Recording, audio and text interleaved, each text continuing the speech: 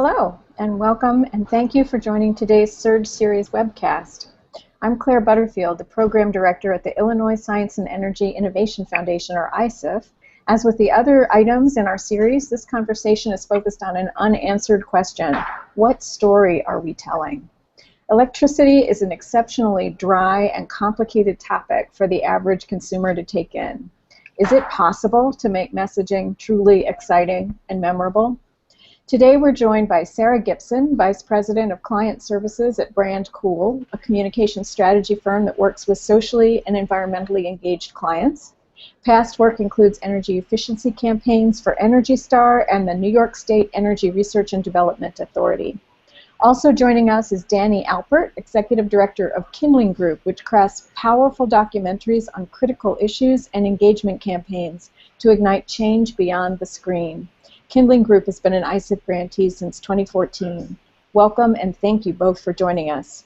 Thank you. If you're watching on Google Hangouts and would like to submit a question, click on the little white grid in the upper right corner of the screen and switch from Showcase to the Q&A app. We'll leave a few minutes at the end for any questions that come in while we're talking.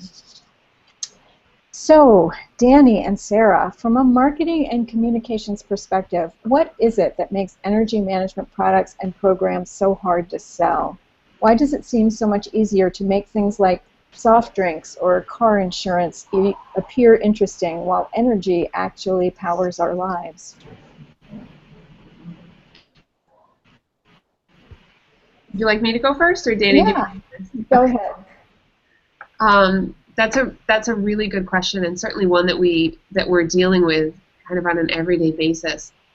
How we really look at it is that energy is invisible, right? So people don't perceive when they're consuming it. They take for granted that it's there, and they don't have to make really active decisions about consuming it like they would with soda pop or with car insurance.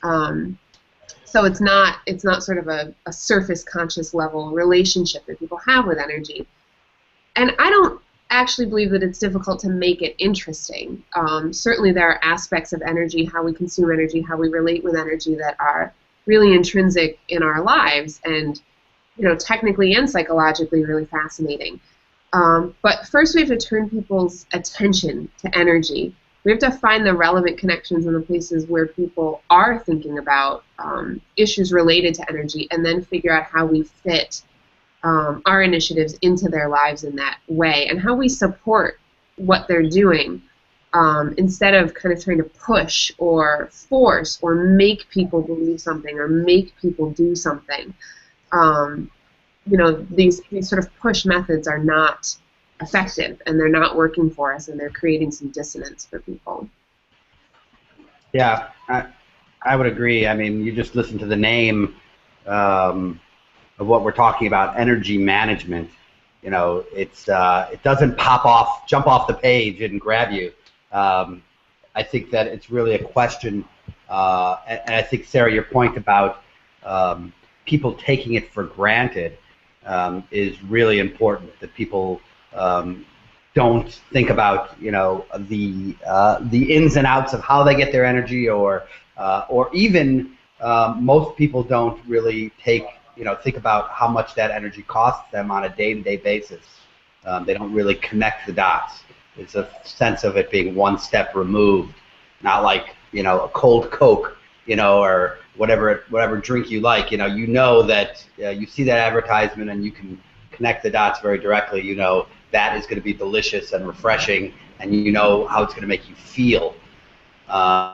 Energy management doesn't really, make you feel anything, and I think that we need to think about how to connect the dots for people, and also how to, what are those pieces of people's energy consumption and the way they use energy and what it does for them, that we can highlight that makes them feel something about it. And I agree that the push tactics, usually backfire unless they're on a very soft, low flame for a very long time, and they sort of just seep in over time. And we need to find the ways to make people feel something about this issue. Yeah, and I think that your point, Danny, about finding kind of the relevant connections is really important, because one of the things that we sort of think about is, well, people aren't sitting around saying, this energy inefficiency problem is really bumming me out. And yet, we're selling them energy efficiency, right? Or we're selling them energy management, and nobody's really sitting around and articulating energy mismanagement is a problem for me. So while they have problems that are related, on the surface, we sort of appear as if we're we're a solution seeking a problem. And that's where I think we have disconnect in our communications and how we're connecting with people. Yeah, I agree. Danny, in your documentary work, you've told a lot of stories about important social issues, many of which don't get a lot of attention. So what is your approach to telling stories that people really need to hear, and how have you applied what you've learned in those filmmaking experiences to creating a campaign about the smart grid rollout? Yeah, I think that all filmmaking and storytelling is really driven by creating a sense of authenticity and a sense of identification, where the viewer feels connected and feels that they're seeing the world in a way that feels connected to the way they see the world, even though they're seeing it through other people's eyes and through other people's stories. That's, most of the documentaries that we produce here at Kindling Group are character-driven, what's called verite or observational documentaries, and really the power of those documentaries is around taking people to a place they may not have been before, pulling back the curtain that they couldn't go to otherwise, and putting them in somebody else's shoes, and getting back to the first question, really making them feel something. A lot of all media, out there is a balance between the brain and the heart, right? So we want to teach somebody something, we want to give them some information, to impart some information to them and get them to know something.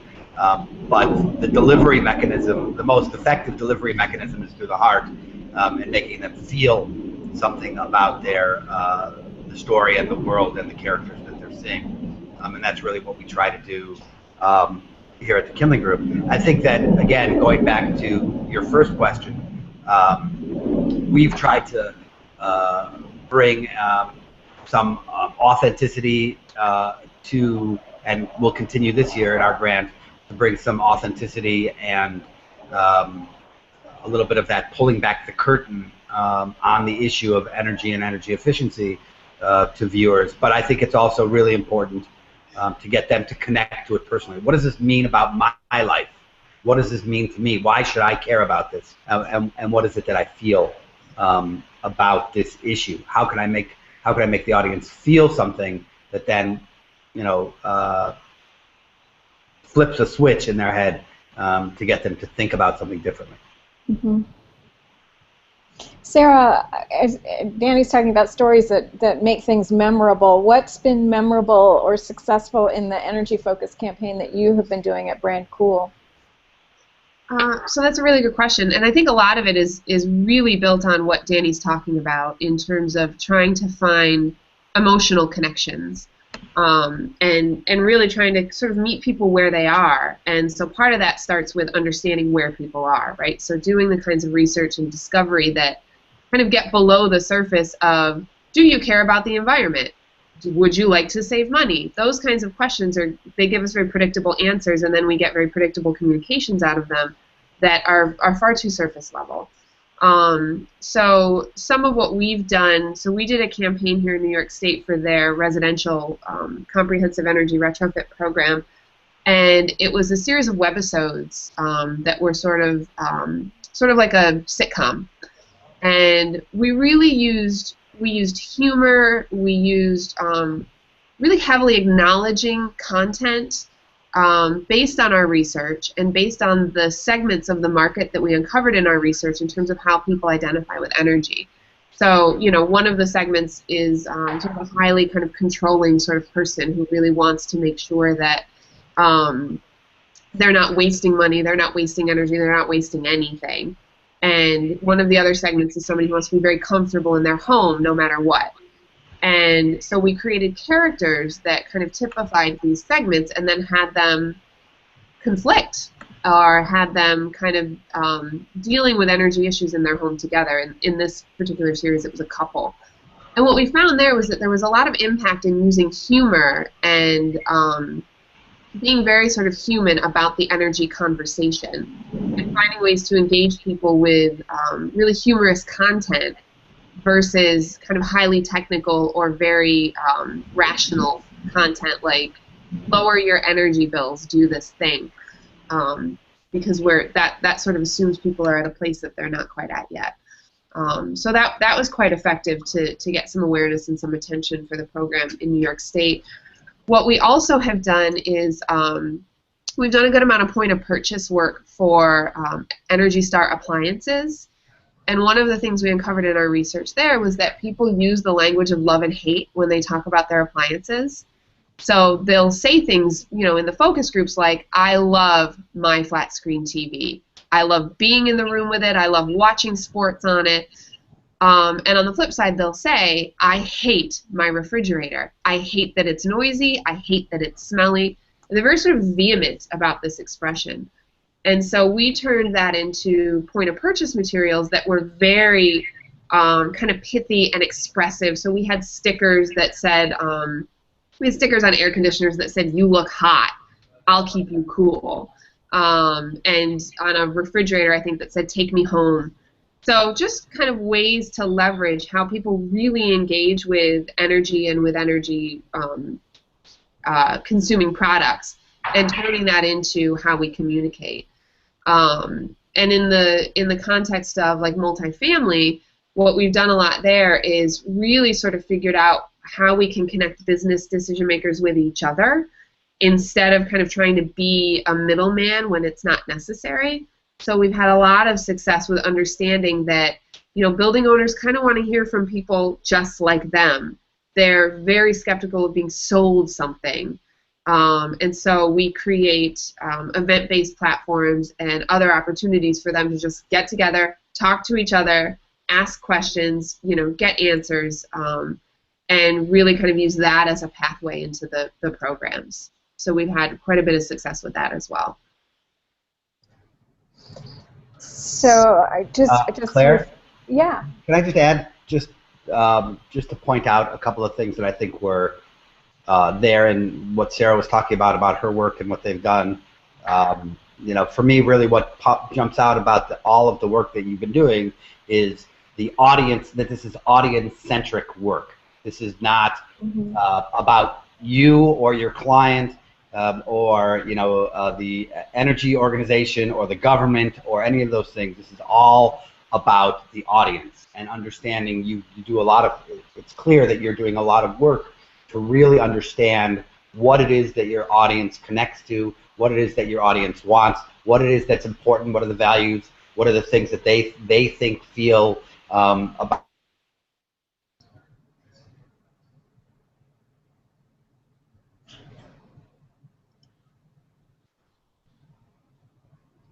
You know, is looking for. Making this audio-centric work is really important, and I also think that then that extends to the stories and the media that you create, which is about making the viewer, the end user, the hero.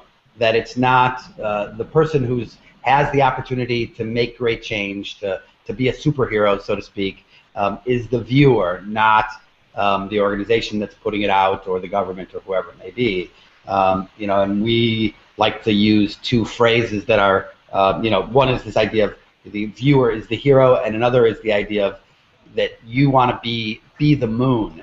In other words, the moon doesn't create light of its own.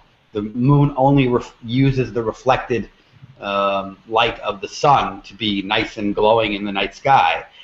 So that's what you want to be as an organization. You want to use the light, you know, from your users and from the work, the things that they're doing or can do, you know, to really shine. You don't want to shine the light on yourself in that kind of way. And I think, especially for issues like this, where, you know, not only is it, you know, hard to make it, you know, really enticing and exciting, but also it is true that we can put out as much information, we can put out as many calls to action as we want, but if the viewer doesn't do it, we have a problem. So putting them in the center of all of this communication work is really important. Absolutely. Yeah, I also heard you say, so for the typical household consumer, emotional engagement seems to be key because that's how they relate to this stuff. They don't want a lot of technical information. They want to love and hate, and they want to be maybe amused and identify with whom they're seeing. But then for the building managers of commercial buildings, they do want that technical information, but they don't want it from a salesperson. They want it from a peer. Right, and you know what we would argue too, because we do a lot of work in the multifamily and in the commercial space.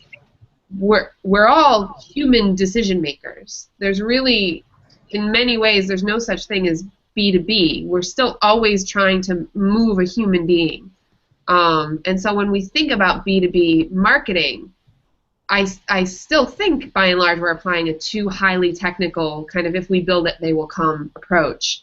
Because they are business decision makers. We have to make the solid business case, but we also have to recognize that they are professionals who have a reputation that they want to grow and uphold. They are human beings who have personal values related to conservation on either side of conservation. And so we kind of have to look at even business decision makers in a really holistic way. And look at their values and look at their emotional decision-making factors as well. If we leave that out, we're compromising ourselves just as much as we are on the sort of consumer side. That makes sense. So in looking at, in doing your preparation to do your successful campaigns for both of you, did you see examples of energy-related campaigns that you thought worked really well besides your own, or Sarah, I was looking at your Energy is Human ebook on your website, and you talk about how most energy projects focus on efficiency and building operations and financial incentives, and that doesn't work. Can you give examples of both good and bad campaigns that you've seen out there, naming no names, of course? Yeah, you know, this is tricky because none of us have cracked this nut, right? None of us have figured out the silver bullet to getting people really engaged with energy management. So I think that that's important and an authentic thing to kind of put out there. Clearly, we see a lot of examples of kind of the rational actor approach. If people know about this thing, if they know about the solution, if they know about energy waste, then they will act. And there's plenty of research to suggest or to kind of prove that knowing does not equal acting, because there's so many other aspects involved in actually acting. And you have sort of famous examples of very well-known campaigns in and outside of energy. You think of This Is Your Brain on Drugs, right? Those campaigns had tremendous awareness and really not much measurable impact on drug use. So we really have to think about the quality of our communications and building over time. And so you'll save money on your energy bill is, at the surface level, can be compelling for some people, but really isn't creating remarkably kind of scalable change. And you know, so a lot of what we have seen is there's a lot of potential.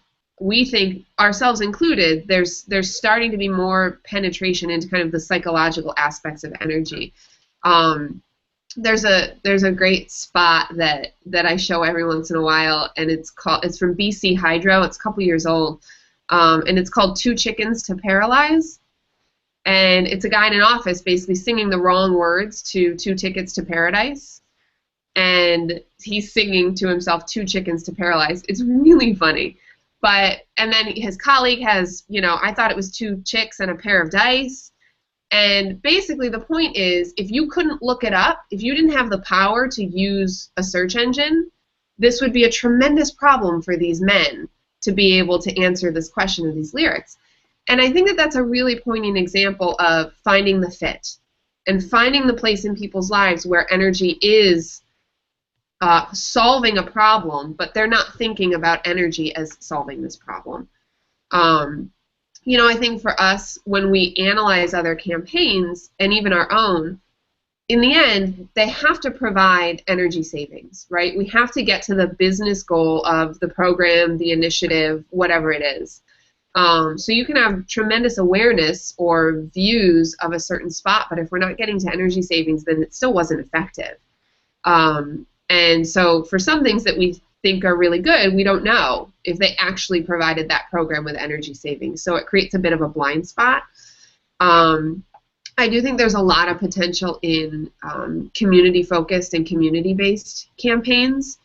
You know, we're a marketing firm, but one of the things we really believe is that when you get people talking to each other and you get out of the way, conversion happens, evangelism happens, people get really passionate, and they feel very safe. If we can create environments where they can talk about how they use energy, how they feel about conservation, how they feel about the political landscape as it relates to conservation or, you know, green practices, that's where we can really create some transformation. And I think that there's a lot of good potential going on for those kinds of programs.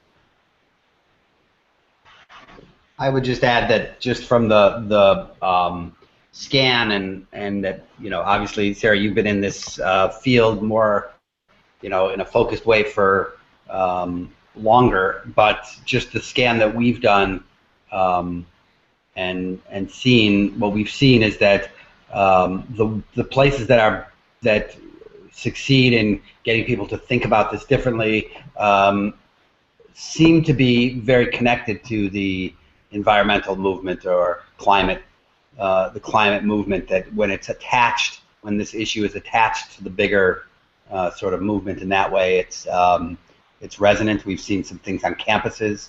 I think that gets back to the audience, where you're focusing on younger audiences that are perhaps more open to hearing the message, or also haven't necessarily locked in on their behaviors, that they'll just be that way for the next 40 or 50 years of their lives. They're still in that flux.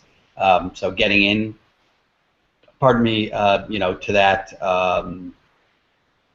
at that age, I think is really important, thinking about younger viewers.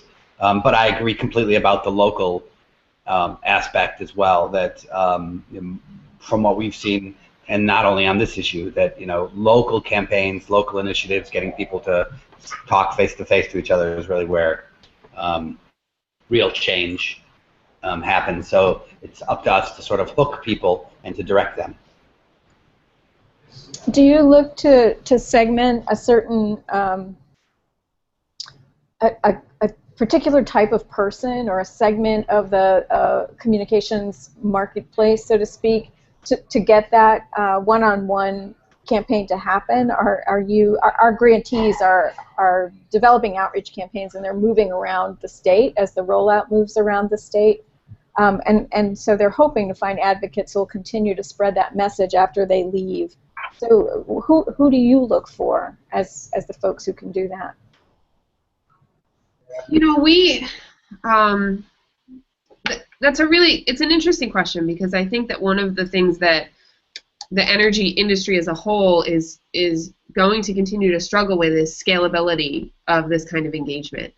And so we always recommend and advocate for segmentation, for understanding your audiences, and really at as micro a level as possible, engaging with them in really customized ways. But it's very hard to do on a scalable level. And, you know, one of the things we look at is we do a fair amount of segmentation that's, you know, demographic, geographic, kind of base level, what makes up different kinds of populations. But one of the things we also look at is values-based segmentation. So what makes the kind of person that is values aligned with what we're trying to do? And then we figure out, okay, where are they? How do we find them? How do we get them converted, and then how do we turn them into champions? Because somebody whose values aligned but unaware is likely, much more likely, to be able to be converted and turn into an advocate than somebody who is fully aware, knows all the facts, and is not values aligned. We're just not going to, we're going to waste a lot of time and money trying to move them. They're at the back end of the adoption curve for us. So being able to find those values aligned populations and segments, I think Danny's point about climate change is really interesting, because we know that there are segments of the population that are very values aligned, and they span socioeconomic strata, they span age and demographic and geographics, but there are also segments of the population that are not values aligned, and so the climate change message can backfire. And so understanding those things and really having the flexibility to tune our messages to those different audiences, because there are benefits, clear benefits to energy efficiency practices and energy management practices that you don't even need to talk about climate to move the market. But then there are certainly elements where if you enter into the conversation that way, you can move people very quickly. So really understanding who you're talking to and not trying to speak to the lowest common denominator, not trying to speak to the entire market with something very vanilla, I think is really important. But that's hard, because if you're a utility, if you're a state or federal government, you have to try to get at as many people as possible. So we really kind of look at it as a curve, and how do we, let's start with kind of our low-hanging fruit and turn them into advocates and turn them into long-term energy efficiency practitioners in order to influence the rest of the curve.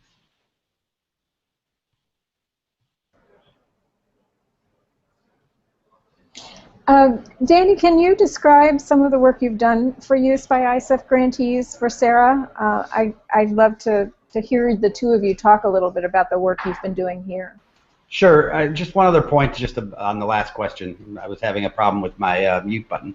I think that you're absolutely right, Sarah, in terms of that targeted approach. I also think that in the very large picture, in the very big picture here, there's a lot of issues that are similar to this issues that don't have that sort of spark, that immediate connection for people. And I think that a big part of public interest communications is not about that. It's not about flash or grabbing people, but it's really about a sort of drip of consistency, and persistence on the side of the communicators. That over time, is what starts to sink in, and people start to take those as they take the issues for granted, or energy in this case for granted. They begin over time with enough messaging and enough of that drip approach to start to take for granted the messages that we're starting to get across. There are sort of larger, slower processes in communication that are going on that are changing the way people approach and perceive these issues. And so I think it's important just to remember, it doesn't mean that we shouldn't be pushing hard on the day-to-day on the messages that we're putting out there now, but there's also a cumulative effect that I think it's important to not lose sight of that. So I think that's critical, and that's such a good point, because we're particularly as advocates, we're in a hurry, right? Like, we feel like we're sort of in this, like, the planet is kind of on its Hail Mary pass. Like, we've got to figure this out, and that creates a lot of anxiety on the part of practitioners, and that anxiety comes out in how we engage people. It gives them anxiety, and they can't activate either. In the end, we're trying to change culture. We're not just trying to change whether people buy Coke or Pepsi. This is like deep culture change that we're trying to create, and it's gonna take time. I think the idea of sort of the drip is kind of a really critical one. So on to your second question about the work that we've done this year. I think in the past year, I think it's important to just give a little context about the goals for our work this year, which was to create media that would be used by ISEIF partners and grantees, our first year was not on our end, not a public-facing effort. We'll begin to do more of that this year in our second year. But the media we created in this first year was really about for partners to create media that partners could use in the settings and the ways that they felt make the most sense to reach their audiences. So this could be online, this could be in events, and really to try and create tools that were somewhat flexible, media tools that could be somewhat flexible for them to use to reach audiences in the ways that they thought make the most sense. So we started with the first problem we encountered in hearing from the grantees, which was also a part of a central part of our first phase of work, was really just hearing from grantees about what was missing from them and partners, what was missing for them from the media that they had. And the number one issue was, what is this smart grid? People just can't quite get their heads around what it means, or they need a sort of quick, easy way to really explain that. So what we did was create a motion graphics video. Motion graphics and animation really have the opportunity to boil complex ideas down to their most simplest communication. And we used a cute family of foxes living in a community of foxholes to illustrate how the smart grid works and how it affects their lives and how it can make their lives better.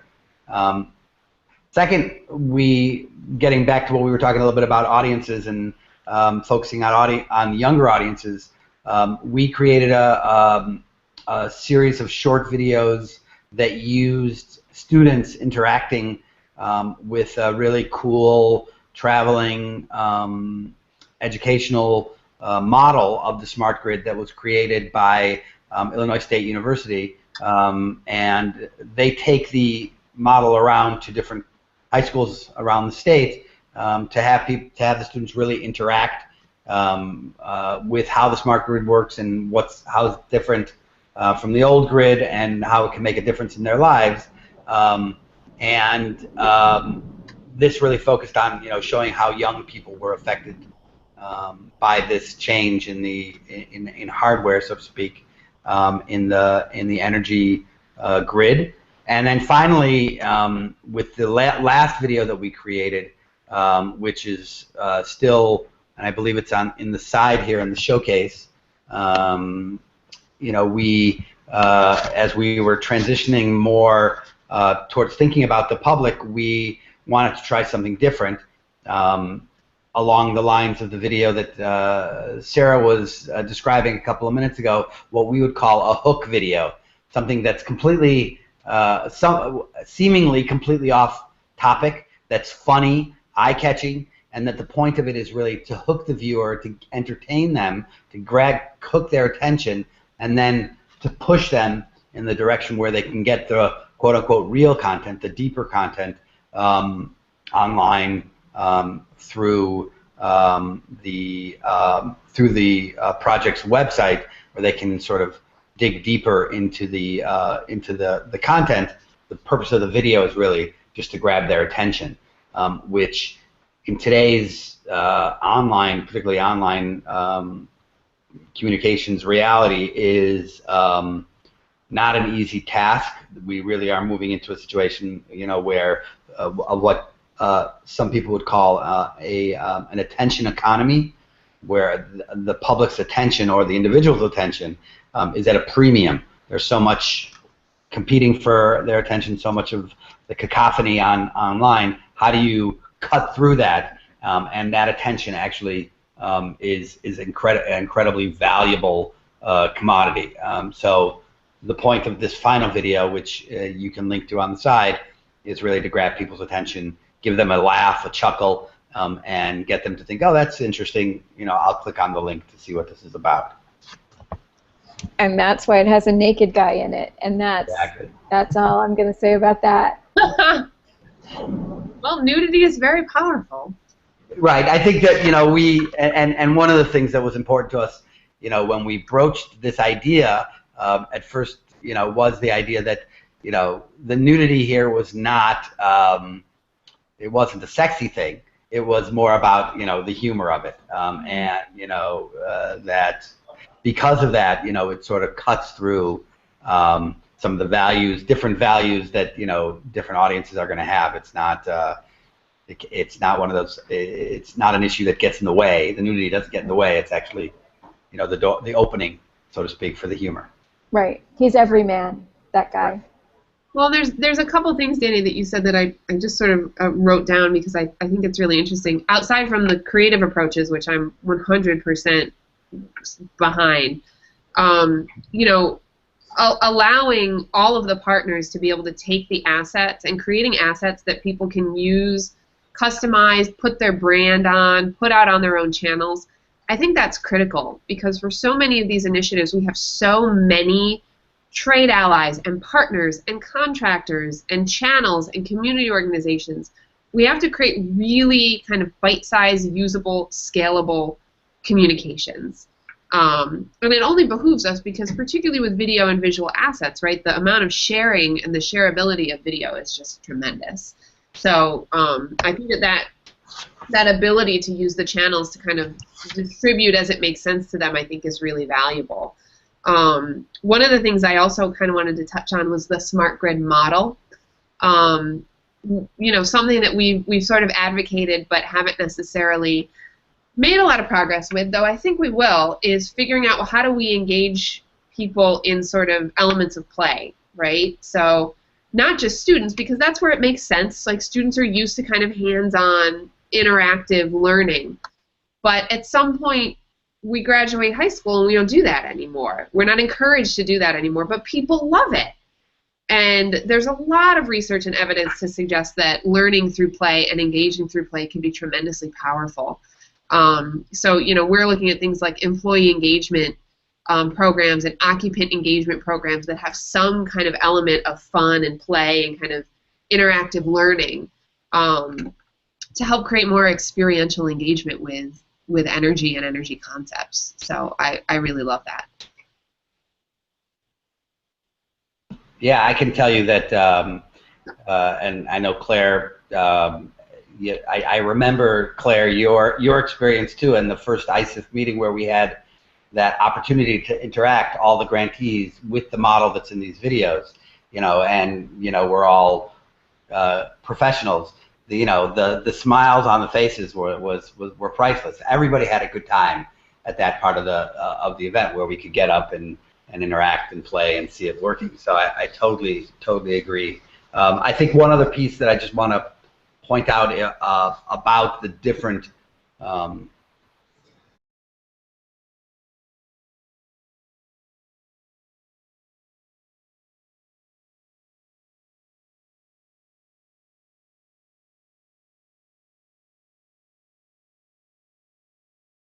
profits and NGOs and government organizations struggle with is around. Did I just lose everybody? Are you there? I can hear you, but you're popping in and out. Okay. Is this idea, you know, I think something that we all struggle with is the desire to say everything that we want to say. I mean, this is a complicated issue. There's a lot of different things to say. You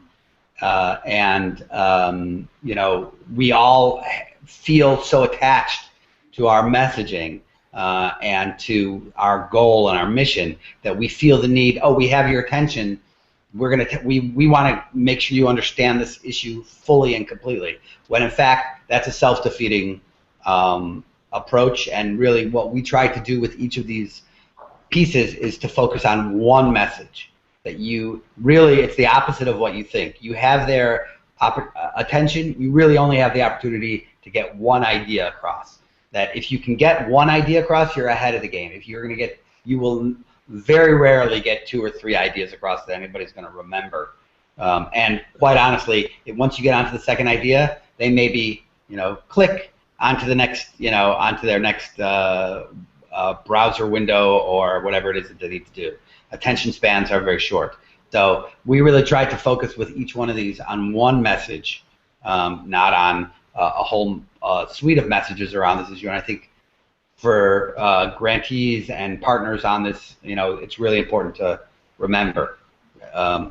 Focus on one idea, one message, and hope that you do that well. Yep, agreed. Is there any other advice you would give to each other based on your experience? I think I've seen a bit of what Kindling has done outside of the energy space, and I think that you're very much aligned with anything we would say.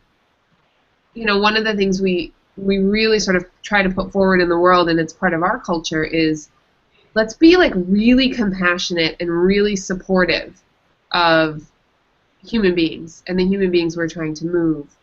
And let's not shame them or patronize them or assume that they don't know or don't care. When we come from those places, and a lot of advocates come from those places because it's so deeply valued, but when we come from that kind of place, we alienate.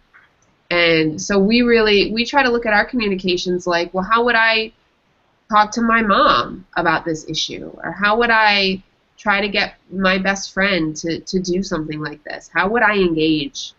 And I think when you apply that lens to your engagement, your output is really different, because we as marketers and we as advocates, we get in our own way a lot. And we assume things about our markets that we kind of know as human beings aren't quite right. And we have to really be authentic to that. I think that's a great point. That's really, really, really important. And I think it goes back to two things that we were talking about at the beginning of the call, which is both the idea of putting the audience and really understanding your audience and respecting your audience from the get-go, and secondly, focusing on what your big goals are, and not thinking of the long-term goal over time, not necessarily what people are going to walk away with, and do today, but what can be planted and leveraged in the future. The other thing I would just say is, again, we're all very attached to our messages, but go off message. Don't be afraid to use other cultural themes or sort of what's happening in the zeitgeist in the moment today, to use those things as hooks to get people interested, and then steer them back to the messaging. It's okay to break people's expectations. It's good to break people's expectations when you're trying to get to their, getting them to pay attention and open up for a moment so you can get in. One other thing I would say is that there's some things, some technical or more technical things that might be worth thinking about. We really try and keep an eye on what's happening on the in terms of the technology and the platforms that are being used, that people are really to reach our audiences. And there's a lot of changes that are happening, all the time on those platforms, that it's important just to keep an eye on them and be mindful of them. For example, Facebook now with their, which is, for a lot of the target audience, still a good place to reach them. Their whole video platform has changed now that Facebook video has come on, and it autoplays automatically, and it in your feed, and it autoplays without sound. So that changes everything. So thinking about graphics and text and those types of things that can still be sort of taken in by the viewer, even if they don't click the the unmute, so to speak, of their sound on Facebook. You can still connect with people and communicate with them, but you need to think about those things, about what's happening on the platforms and how that's changing every day. Yeah, I think that nimbleness of approach is critical. Yeah. You know, we're no longer in the place of doing annual marketing campaigns or annual marketing plans. We really have to keep a finger on the pulse of how people are responding to our communications, what's changing in their lives, what's changing in their engagement. Particularly when you think about online platforms, they change in a day. You know, Facebook does something that somebody doesn't like, and you have a mass kind of disinterest in certain populations. And so we really have to build in mechanisms to keep an eye on how people are responding, what's happening in the wider world, and be really nimble in our approaches so that we don't get stuck with something that's kind of placed and running for an entire year that we know in 3 weeks didn't work. Yeah, that's hugely important. That's probably the most important thing that's been said on the conversation is this idea of being nimble. And I think taking it one step further is getting back to the first thing I said about authenticity. And Sarah, what you were saying about not talking at people, talking with them, particularly online. That's that's the name of the game. So it's being nimble and knowing how to respond, but it's also actually responding. So if you put a video or you put up some media onto your, you tweet it out, you put it on your Facebook, you put it wherever you're going to put it, really, paying attention to what people's responses are and really making it a conversation, not being like the old, what we used to call outreach, to audiences was called that because we were reaching out to them. Now it's called engagement because we're engaging with them, and it's a two-way conversation. So if somebody's feeding back to you, somebody's commenting on the video or on a motion infographic that you put up or whatever it may be, you need to respond to them. You need to make it a conversation. You need to feel, you have to create authentic engagement. And authentic engagement means, hey, we're listening to you. And if you don't like what we're saying, let's talk about that. Or maybe we take it offline. That's fine. But there has to be that connection. And if there isn't, people really smell that out very quickly, and they know you're not listening, and they won't be listening to you anymore either. So I think that's important too. I agree, and you're misusing platforms if you use social media in an antisocial way. And people already kind of don't really want to engage with brands on social media outside of sort of customer service level stuff. So you have to make that engagement really worth it. And I think that's where the idea of compassionate engagement really comes in. If you say something to me, I owe you a response. And I think that that takes a lot of courage for brands and for organizations and for utilities. Because they're not used to having such a visible conversation.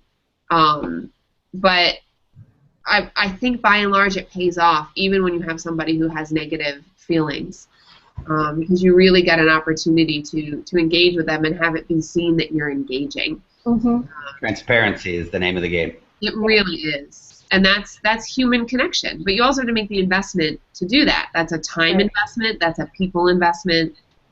So it takes some courage. Yep, you have to have a human there, and it has to be the right sort. So we do have a few questions that came in, and let me just go to the first one, which may be a little bit outside the bailiwick. I don't know if you have experience that will let you speak to this, but the question is that an issue that remains a disconnect is that as we try to push programs like energy efficiency and distributed generation, we're asking utilities to push to sell less of their own product, which we wouldn't ask other businesses to do. So how can we make utilities more comfortable with that reversal? I think that's a really good question. We do a lot of work with utilities, and I will say that I will caveat this because I don't have a quantitative assessment of this. But the utilities we work with, they get it. They get that energy efficiency is necessary, whether they get it because they have to comply with legislation or they get it because their own cultures are changing. That idea of, oh my God, I'm responsible for making people buy less of my product. That anxiety isn't as prevalent at least with the ones that we work with, because they get it. They already know. I think where the barriers come in is with that same issue on the customer side. Customers don't understand why their utility would want them to use less. And that's like an articulated concern that comes up from customers. Like, I don't believe you. Why would you? This doesn't make any sense to me. And already I don't feel great about my utility because you're my utility. Those relationships are kind of deep and set in a either totally just there's it's either negative context or there's kind of no context with their utility relationship.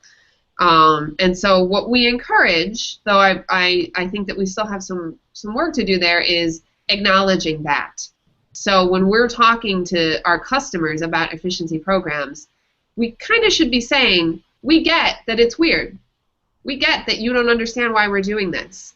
And here's why.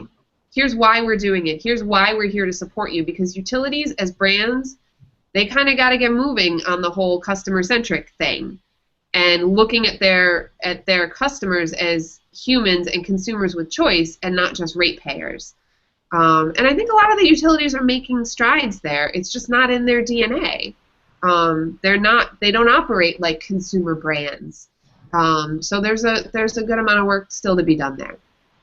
So without going too deep in the weeds, if you're pushing a demand response program, you need to share with people that your grid actually needs to shave demand off at peak times, because bad things happen if you don't. Yep, and there's like a light bulb moment when you talk to people about that. But again, and I think to Danny's point, that's a complex message, and that's a complex level of education. So whatever you use to engage them first probably isn't, let me tell you all about how DG works. We really have to kind of find an easier, quicker hook and then get people engaged in the conversation. And then we can create that understanding and be transparent about like why it benefits us as a business to be taking on these efforts. Because that's also where we have a compassionate relationship with our customers. Yep. So I guess a final question. What will it take to shift the conversation away from the saving money argument? Despite the research that you've both referred to that this is not an influential strategy, it still seems to be the default for most folks. Well, that's sort of one of the million-dollar questions. But truthfully, and maybe naively, though I don't think so, we just have to change it. I mean, we as communicators have to communicate differently, and we have all of the power and the opportunity to do that. You know, we're an agency that serves entities that are using these messages. So we and all of our partners kind of in this cause, we all have the opportunity to say, let's stop speaking this way.